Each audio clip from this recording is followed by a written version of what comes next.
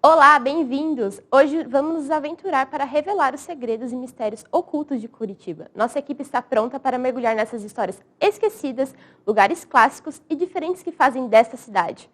Nosso primeiro destino é um ícone da cultura de Curitiba, o Cine Passeio. Vamos conhecer sua história e, quem sabe, desvendar algum mistério escondido entre suas paredes.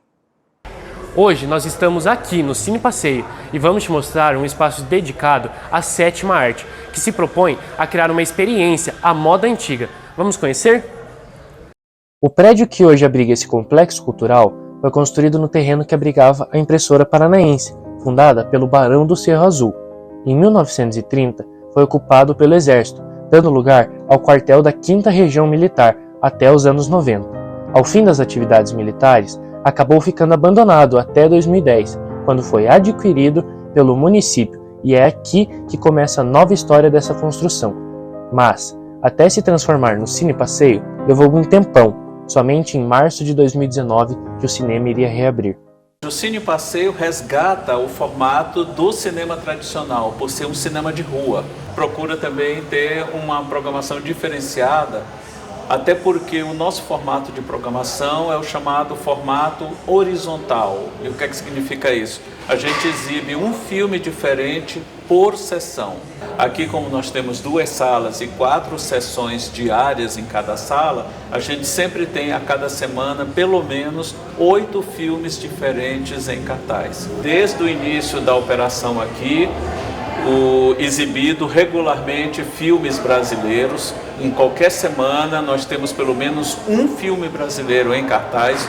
Não falha nunca, nem vai falhar, esse é um dos objetivos. A gente procura oferecer algo a mais. Além da própria experiência de assistir a um filme numa boa sala, a gente promove oficinas, cursos, mostras, sessões comentadas, com a presença do elenco ou de membros da equipe técnica que acompanham o filme com o público e depois conversam sobre o filme. O próprio ambiente aqui é propício para que as pessoas falem sobre cinema antes ou depois do filme. Então tudo isso é um grande diferencial para justamente criar essa cultura de falar sobre cinema, ver filme aqui, discutir o cinema, e todo esse conjunto de ações que a gente desenvolve aqui tem esse objetivo, de transformar esse espaço, com todas as salas que temos aqui, num ambiente para o debate cinematográfico. A partir dos anos 20, foram construídos diversos cinemas de rua, na Rua 15 de Novembro e Avenida Luiz Xavier, atualmente conhecida como Rua das Flores, entre o Palácio Avenida e o Edifício Garcês, perto da Praça General Osório. Desde a construção do Palácio Avenida, onde se inaugurou o Cine Avenida em 1929, outros cinemas foram se instalando, fazendo com que então, até a primeira metade dos anos 70, ficasse conhecida como Cinelândia Curitibana. A ideia do Cine Passeio é de justamente trazer a experiência dos cinemas fora do shopping, trazendo de volta essa magia do cinema de rua. Não é à toa que as 2 salas de exibição homenageiam os distintos Cine Luz e Cine Hits. Na programação do Cine Passeio, o crítico de cinema Marden Machado e o cineasta Marcos Jorge assumem a responsabilidade de garantir ao público uma seleção diversificada e de alto padrão, abrangendo filmes nacionais e internacionais, tanto comerciais quanto artísticos, juntamente com mostras e festivais. A seleção de filmes é atualizada semanalmente e o público pode contar com sessões especiais, incluindo a sessão matinê e a sessão da meia-noite, e a sessão de Cinema a Céu Aberto, que acontece no terraço. O que mais te atrai vir no Cine Passeio e não no cinema convencional dos shoppings? Eu acho que é o ambiente, assim, é bem mais clean, sem tanta gente falando, sem aquela praça de alimentação enorme, assim. Porque eu acho que é mais aconchegante aqui, tipo, tem mais a ver comigo, né? E a questão das obras que passam por aqui? Você tenta acompanhar sempre? Quando tem a oportunidade de acompanhar, eu acompanho, sim. Você deve ter notado no começo desta reportagem que eu chamei o Cine Passeio de complexo cultural. Isso porque, além das salas de cinema e do terraço, o Cine Passeio tem área para cursos, sala Passeio On Demand, que é uma sala de streaming, e o Cine Passeio conta também com uma cafeteria. Não foi por acaso que em 2020 o Cine Passeio foi eleito um dos cinemas mais legais do mundo pela revista Exibidor. O espaço fica aberto ao público de terça a domingo, das 10 horas às 22 horas. Os ingressos para a sessão do cinema custam de R$ 20 e R$ 10 a meia de quinta a domingo, e R$ 17 e R$ 8 a meia de terça a quarta. Em caso de dúvidas, entre em contato no número de telefone ou e-mail que está aparecendo aqui na tela. Agora, de um local que celebra a sétima arte, partimos para uma experiência gastronômica e única e repleta de temáticas.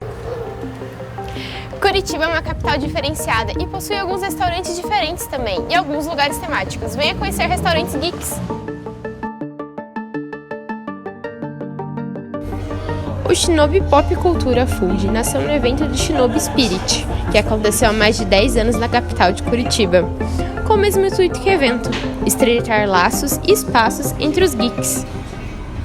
Geek é um termo relacionado às pessoas normalmente jovens que estão envolvidas com a tecnologia, mas esse termo vem se expandindo, indo para um mundo fantástico, envolvendo jogos, quadrinhos, filmes e séries também. A ideia de criar o Shinobis era proporcionar ao público que já ia em nossos eventos, né, um espaço todos os dias do ano, né, onde eles pudessem ser aquilo que eles querem ser, né. Então, proporcionando vários espaços para tirar foto, comidas temáticas e tudo mais. A gente tem o nosso cardápio básico ali e daí vem Halloween, vem Natal, sai alguma série, algum filme. Ao passar do tempo, a gente ia acompanhando as tendências e criando coisas que poderiam ser sazonais, ou também elas virarem, né, pratos e drinks, né, fixos dentro do nosso cardápio. Criamos o Beco da Capivara, que é um projeto onde a gente fecha a rua aqui na frente, né, um domingo no mês, e faz um evento temático, né, e por aí vai. E faz o convite pro pessoal que vem conhecer a casa, então? Pessoal, então, aqui o Shinobis ele está aberto de terça a domingo, sendo que a gente tem uma brincadeirinha ali na sexta e no sábado, que é o Capivara Bêbada, onde a gente fecha as portas às 23 horas, e daí só fica os maiores de idade, né, porque daí a gente também fecha a cozinha, e é só bebida, com karaokê, né, a gente tem o karaokê aqui para vocês, e se divertir. São várias noites bem legais. E também temos a nossa baladinha uma vez por mês, que é a Mega Cosplay Party, que cada uma tem uma temática. A última temática, né, foi de Halloween. O Geek Burger nasceu em 2016, desde então deixando sua marca registrada nos corações nerds de seus consumidores, com a missão de entregar nos detalhes, seja nas histórias que em seus cantos mostram ou até em seus hambúrgueres. Estava dia à noite, né, junto com o meu primeiro sócio lá, e eu sempre fui o louco dos projetos, assim, vamos abrir, vamos, né. E aí era para se chamar Bar do Alquimista, né? Daí eu falei, nossa, esse nome não vende, não é nada comercial e nada... Eu não queria que se chamasse Nerd Burger, porque eu entendo que também não é muito comercial. Aí eu fui buscar sinônimos, né, de nerd, e eu acabei encontrando o Geek. Então, eu fui um dos primeiros clientes, assim, logo quando a Geek abriu em São José dos Pinhais. E, enfim, moro lá, né, e aí tava passando na rua, vi, tipo, pelo nome já me chamou a atenção. Aí quando eu cheguei lá, tipo, os caras estavam jogando, tipo, Street Fighter no Super Nintendo, e eu já, tipo, cara, acho que eu tô meio em casa, assim. Daí a gente, enfim, virou amigo, começou a trabalhar em outras frentes, e daí um dia o Silas falou, cara, a gente tem que levar a Geek pra Curitiba, tipo, sair de São José, tipo... Enfim, tava começando a ficar um pouco pequeno lá, né. Cara, eu acho que a gente conseguiu chegar num nível de abranger muito o público.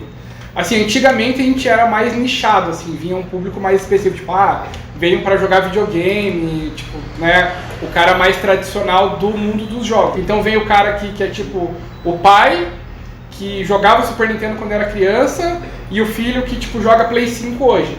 Mas também tem o cara que é o cara dos livros, tipo, o cara é fã de Senhor dos Anéis. Não gosta muito de jogar, mas é o cara dos livros. E lá fora a gente tem uma parte um pouco mais urbana, grafitada, então já chama um público mais underground também lá pra fora. Você chega aqui, cara, tem criança, tem adulto, tem casal, tem galera de rolê, tem adolescente, tem tudo. Então a gente conseguiu, sei lá, ultrapassar uma barreira e até tem um monte de gente que vem aqui e fala, cara, pô, nem curto muito jogar, mas o ambiente é muito massa. Sei lá, assistia Cavaleiros do Zodíaco quando era criança e tem um mural aqui, então acho que pega muito essa galera. Eu chamo de TI, né? Teatralidade, entretenimento e alimentação. Eu acho que a gente conseguiu unificar esses 3 pontos de uma maneira muito assertiva, onde a gente consegue agradar o paladar, a parte de entretenimento, né? E a parte da teatralidade da casa. Essa consciência eu adquiri em 2018, quando eu fui para os Estados Unidos e eu entendi, né, por exemplo, o espírito americano com relação a todos os restaurantes, né? Eles não vão no restaurante simplesmente pela comida. Exige você tem que ter todo um enredo, uma história, uma teatralidade para aquilo ali. Eu me posicionaria dizendo que por conta do TI que a gente consegue ter aí um diferencial bem grande no mercado hoje. Esse foi o nosso quadro, Traz Seu Caneco. Consegue adivinhar qual será o próximo? Uma dica tem a ver com tubos de ônibus. Agora teremos um breve intervalo e já estaremos de volta. Bem-vindos de volta! Agora vamos explorar a vida fascinante do cineasta que deixou sua marca única no mundo do cinema curitibano. Com mais de 5 histórias em sua filmografia e formado em artes cênicas na PUC Paraná, no nosso quadro Jaguara de hoje vamos conhecer o diretor de cinema curitibano, Paulo Biscaia. Eu acho até que eu desenvolvi o desejo por fazer cinema cedo demais, aos 13 anos, depois que eu fiquei obcecado por Caçadores da Arca Perdida e em seguida pela direção do Spielberg pelo filme. Daí eu comecei a ter essa vontade. Agora, querer contar histórias é uma coisa que eu sempre tive, mas qual criança não teve? Eu costumo dizer que ser diretor é a melhor desculpa que eu encontrei para continuar brincando de Falcon. Biscaia é curiosamente conhecido por colocar sangue em suas peças e filmes. Paulo também é curador do evento Janho no Cine Passeio, evento anual realizado para exibição de filmes nacionais e internacionais, de horror e fantasia. Não, o sangue ele tem uma função lúdica nas histórias, óbvio. E eu comecei a trabalhar, logo depois que eu me formei em artes cênicas, eu comecei a trabalhar com adaptações de Edgar Allan Poe, que é um escritor, né? Foi um escritor de contos de horror, e aonde o sangue fazia parte, não era obviamente principal, mas era parte das narrativas dele.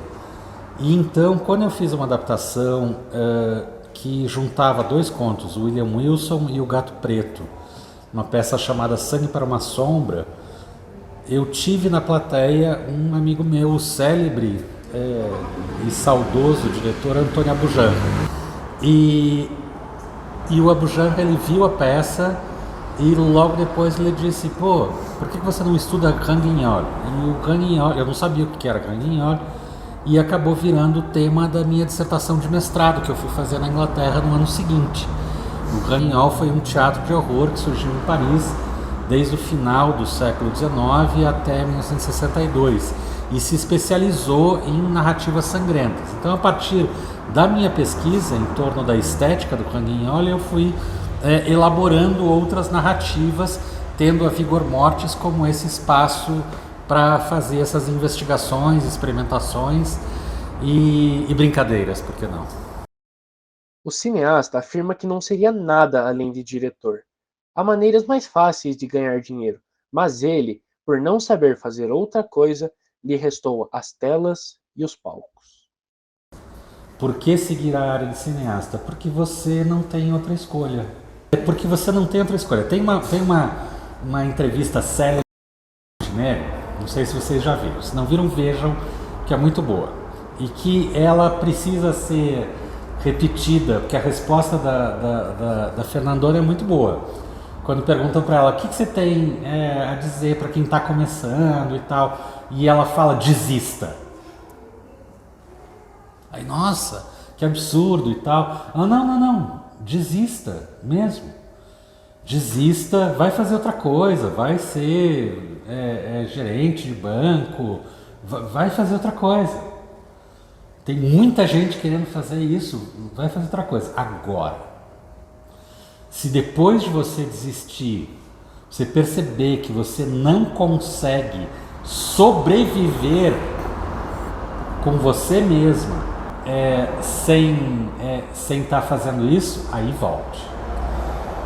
Como eu disse, é um trabalho bastante ingrato.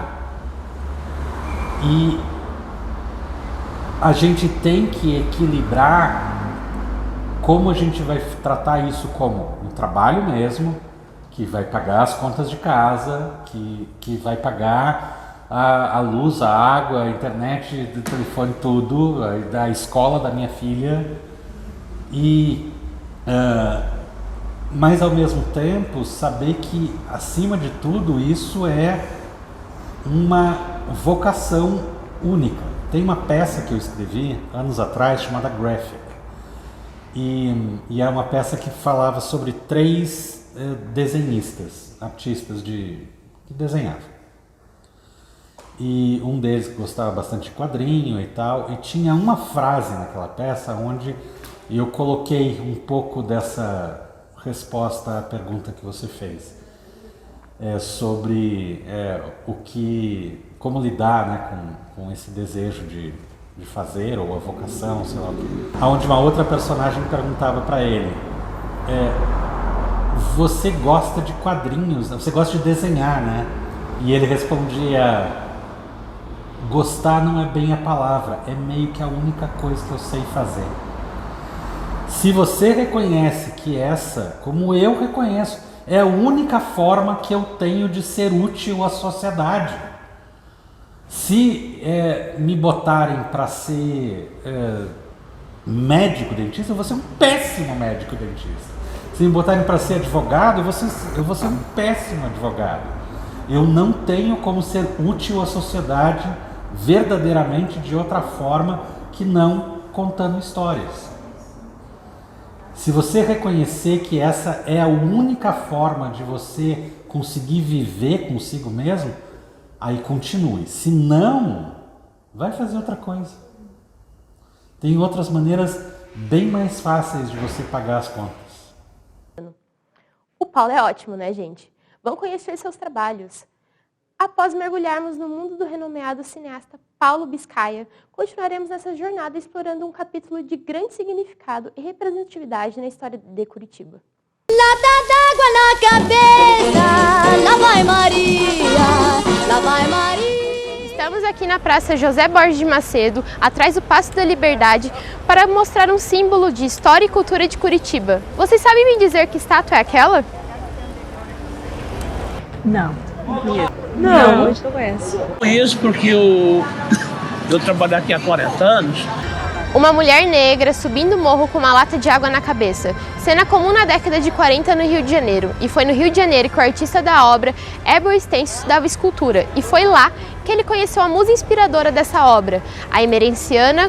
Conhecida na cidade por Maria Lata d'Água, Emerenciana era uma mulher negra formada em escultura no ano de 1959, na antiga Escola Nacional de Belas Artes, mesma instituição onde conheceu e inspirou Herbert Stencil. Emerenciana, conhecida artisticamente por Anita Cardoso Neves, nasceu no Rio de Janeiro em 14 de março de 1918. A estátua foi inaugurada dia 15 de maio de 1996. Em sua base está escrito Maria Lata d'Água. Porém, não tem nenhuma informação da mulher que a inspirou, somente o nome da obra. Sobe o morro, não se cansa, pela mão leva a criança, lá vai Maria. Obrigada pela companhia e até a próxima.